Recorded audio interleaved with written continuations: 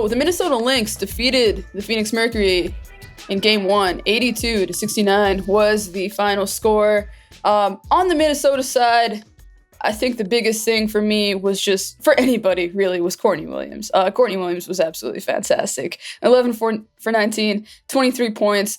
You know, Courtney Williams is one of those players that I think for Lynx fans can get frustrating sometimes when she, is in love with that mid-range jumper. She can get goaded into it a little bit. We saw that in the Valkyrie series, but man, when she is on, it is a beautiful thing to watch because the confidence sort of rolls into itself and you see it sort of like accumulating and you see her, just getting deeper and deeper into that Birkin bag, the pick and roll attack and the inverted pick and roll attack of the Phoenix Mercury, which I actually really want to get into. Maybe let's just get into it right now. Like, I don't want to give the Lynx short shrift here. I just think that they had such a classic Minnesota Lynx game. Like there's awesome when Nafisa Collier plays like really classic one in the first quarter, where she kind of sees what's happening with the action.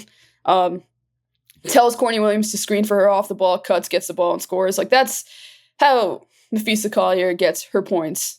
She just sees the system better than anybody else and knows how to manipulate it. Just classic Fee stuff. Phoenix had 22 points in the paint in the first quarter. They set paint scoring records in the first half of the game. Alyssa Thomas assisted on 41 of their 47 points. Just, I can go on and on about that Phoenix first half, but Minnesota made some adjustments, and that's kind of what I really want to get into because I think that this is kind of what will dictate how the rest of the series goes. So the Alyssa Thomas inverted pick and roll attack where she gets a screen from a point guard, goes downhill on a much smaller player, and barrels her way to the rim. This is one of the most unguardable actions in the WNBA because Alyssa Thomas going downhill is terrifying for anybody, let alone, a point guard, especially if you're Natisha Heidemann, you might be feeling it this morning. That's what happens if you try to switch that action. If you don't, then the point guard pops. All of Phoenix's point guards are good screeners and good shooters, and they can open up for three. They can roll. If you double, Alyssa Thomas is the best passing big the best passing big in WNBA history, and she led the league in assists this season. She has always been a sort of idiosyncratic player, somebody who was probably a little bit ahead of her time, but the moment is catching up to her, and this Mercury offense, led by Nate Tibbetts, which, has a lot of like modern sort of NBA principles in it as far as positionless basketball goes and spacing and switching and all that stuff goes, is starting to kind of maximize what she is capable of. So she's in a very interesting place in her career right now, where she has been in the WNBA for 11 seasons now, I think.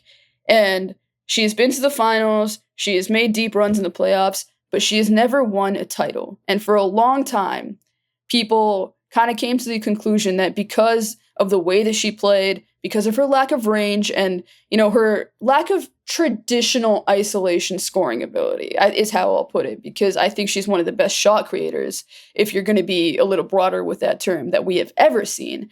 But she's a little bit more of an off-kilter type of player. People would have said that you couldn't put the ball in her hands in the fourth quarter at the top of the key and just tell her to go.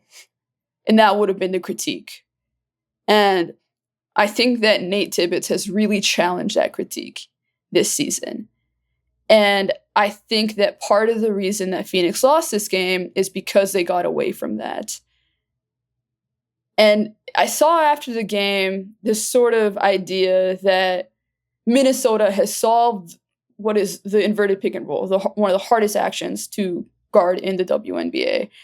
And I went back and watched, and I don't really think that that's actually what happened. I think Phoenix got away from themselves. So they ran it a ton. They were getting off in transition in the first half. So we'll skip that. But I want to get to the second half and these sort of like perceived adjustments, right? So third quarter opens. Alyssa Thomas gets an inverted pick and roll. She splits it. And then Alana Smith meets her at the rim. She misses the shot. The help comes off of Natasha Mack. To me, that's just a play where you just get personnel in the game who can shoot. You maybe put in DeWanna Bonner. Maybe you go a little smaller with Sammy Whitcomb. That's a situation where you're going to get a good shot next time. Then they put Alana on Alyssa Thomas. She rejects the pick and roll, and then Courtney Williams gets a steal, goes off on the other end of the court. And she actually doesn't score on this one. She missed a layup, and she was incredibly frustrated herself with herself. It was really funny because it was probably the easiest shot that she got all game. But that was kind of a constant theme of the night for Courtney Williams, was just being able to be disruptive. And then they get away from it. It's just those two plays, and then they completely get away from it until the end of the third quarter, where they do it again.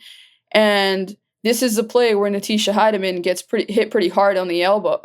She gets elbowed by Alyssa Thomas, and if not for that elbow, Alyssa Thomas has a layup.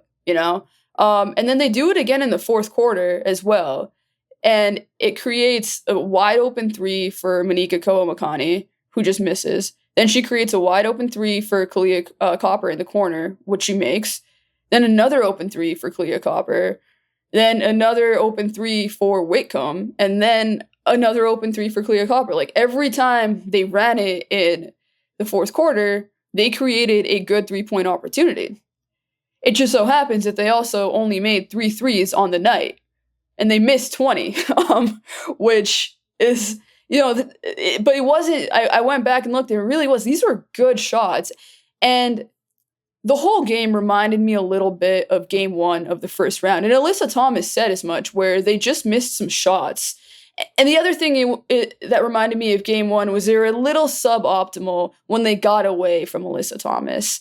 And when they got away from the general theme of using their bigs in screening action, or using their bigs as a ball handler in screening actions. Because you can do that with Satu Sabali, you can do that with Duana Bonner, and they'll probably have a lot more success than they had in game 1 because they both struggled in game 1. So, they kind of go the other way. They just go regular pick and roll. And that's when you get Alyssa. That's when the critiques actually make a lot more sense. And that's, but that's sort of a style of the past that she was stuck in that, I think that they need to continue to get away from. But that's when you get, you have Lan or Fee just dropping off of Alyssa because she doesn't have the range, or you just have her taking a mid-range shot, which is just you can get a much better shot in that offense than Alyssa Thomas jumper.